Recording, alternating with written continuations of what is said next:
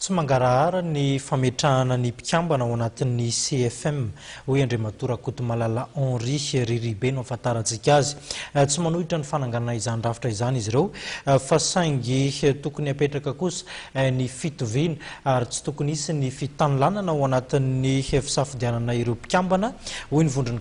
gadra politika teto amin'ny firenena tamin'ny 2022.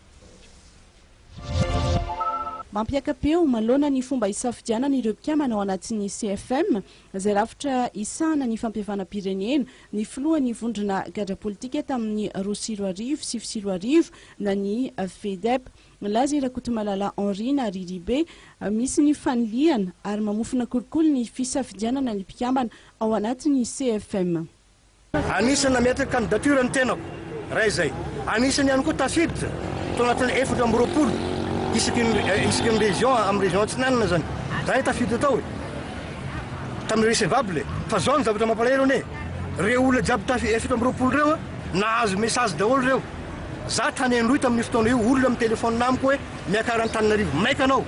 fa ianao tafiditra ao anatin'ilay voaray anao an'ilay entretien zany sy anao an'ilay inona moa ty enquête de moralité tonga eto ny tenako asaina makany tamatavy manao enquête de moralité za tonga eto fa mivoaka ny liste zany ve mba toesaigna no mifampiavanana zany. Manoloana io dia miantso ny fandraisana ndraikitry ny filoham-panjakana teo aloha ny filohan'ny FEDEP. Manao antsoavany ray aman-dreny zay mba hitsangany ianareo eo anatreny fametrahana ny fampiavanam-pirenena ty satria manana hay zay ho amin'ny hoaviny zany raha mpitso raha fakapitso moa le ratsika mahita eto zany raha ohatra anterina tsy tanteraka. Faharoa manao antso zay amin'ny communauté internationale ny SADC, ny PNUD, l'Union africaine,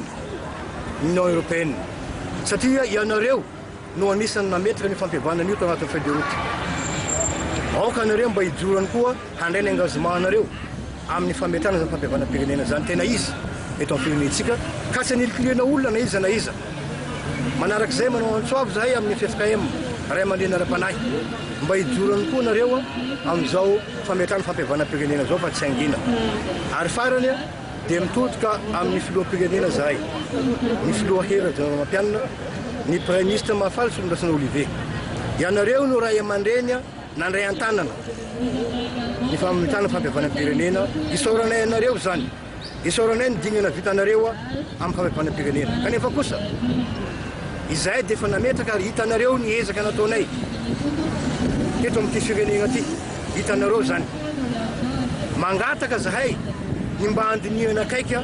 ny momba ny gadra politika. Tsy vaolana ny korotana ary manohana ny firosoana amin'ny fampiavanam-pirenena ny FEDEP ary ho an'ny filohan'ity fikambanana gadra politika ity dia tokony manana anjara toerana ao anatin'ny rafitra misana ny fampiavanam-pirenena izy ireo.